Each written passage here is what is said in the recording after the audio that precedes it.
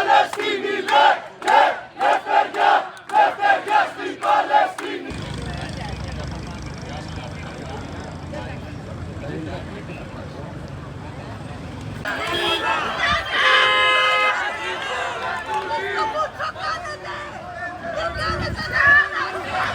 Πες το όνομά σου, άμα έχεις πρόσωπο. Έχεις παιδιά, πες το όνομά σου.